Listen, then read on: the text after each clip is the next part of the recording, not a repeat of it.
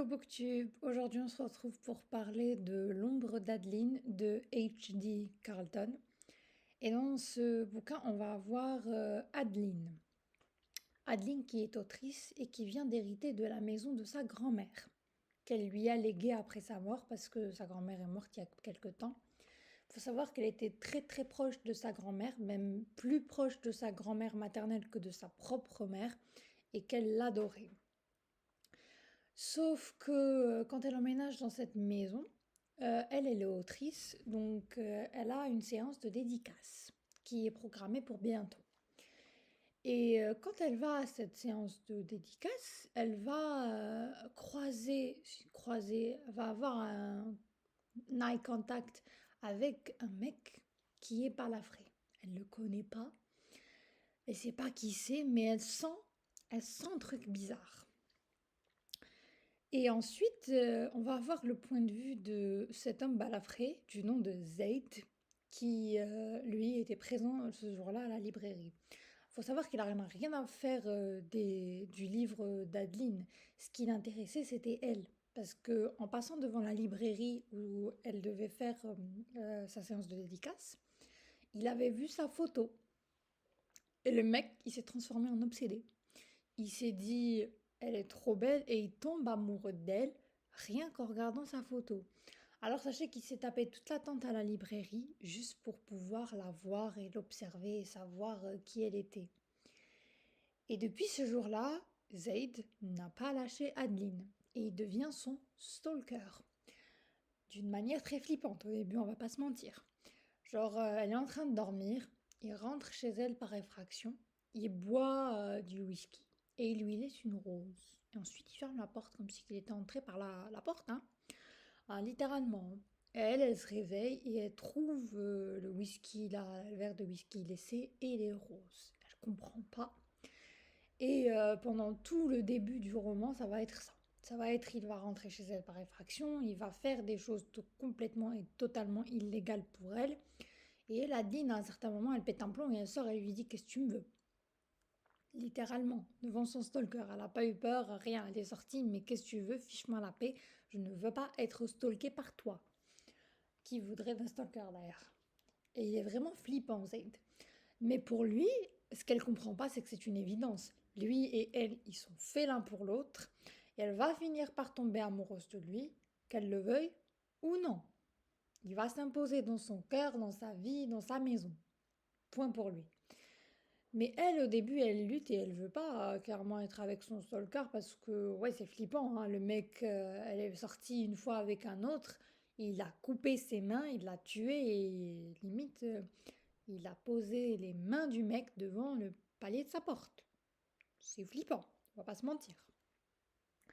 Mais il faut savoir qu'en parallèle, Zaid, il fait pas que stalker Adeline, c'est aussi un mec qui a un réseau qui va protéger les enfants des détraqués sexuels et des pédophiles. Parce que lui, son but premier, c'est de sauver les enfants qui n'ont pas eu de chance dans leur vie.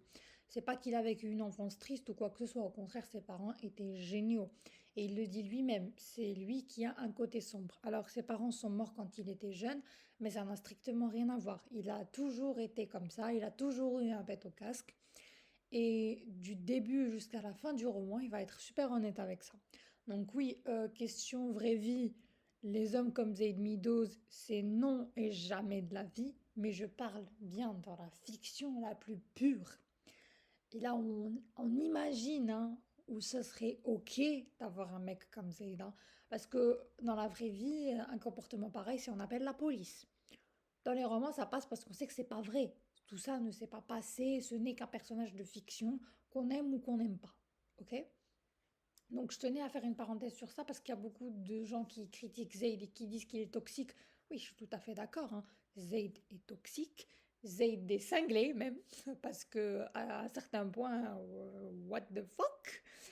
Mais j'ai bien aimé parce que franchement, on sait que la dark romance, c'est il va y avoir des trucs pas normaux, hein, mais on sait aussi que en fait ça se passe pas vraiment et que le personnage masculin nous donne des raisons de l'aimer. Comme moi, personnellement, ce que j'ai adoré chez Zayd, c'est qu'il sauvait les enfants qui étaient dans des situations de merde. Il démonte des réseaux de prostitution, il aide ces jeunes filles parce qu'il leur a créé limite une petite ville isolée de tout le monde où elles peuvent reprendre leur vie normale. Et ouais, j'ai aimé ça. Au fait, Zayd a des côtés qu'on aime et a des côtés qu'on n'aime pas. Et du coup, lui et Adeline vont avoir une romance.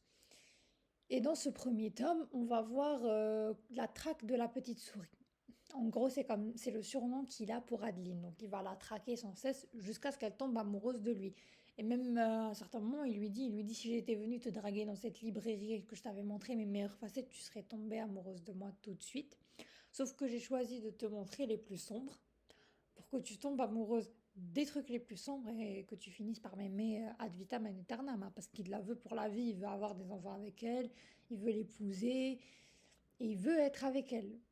Et ça, j'ai trouvé mignon. Donc, oui, comme je vous l'ai dit, il a beaucoup de problèmes, mais dans la fiction la plus pure, pardon, ça passe. Ça passe. Ça va. Et du coup, j'ai bien aimé ma lecture et franchement, j'ai un peu plus que bien aimé, j'ai adoré parce que c'est quand même un truc qu'on voit pas souvent, les stalkers comme ça. Bref. Et du coup, ma citation préférée pour ce tome, c'est lorsque vous poussez quelqu'un à tomber amoureux des parties les plus sombres de votre être, il n'y a plus rien que vous puissiez faire pour le faire fuir. Cette personne sera à vous pour toujours, puisqu'elle aime déjà ce qu'il y a de plus tordu chez vous. Comme je vous l'ai dit, Zayd est tordu. Zayd est pas normal. Mais Zayd a des côtés qu'on aime. On va pas se mentir. Sauver des enfants d'une situation extrêmement merdique, hein, ça.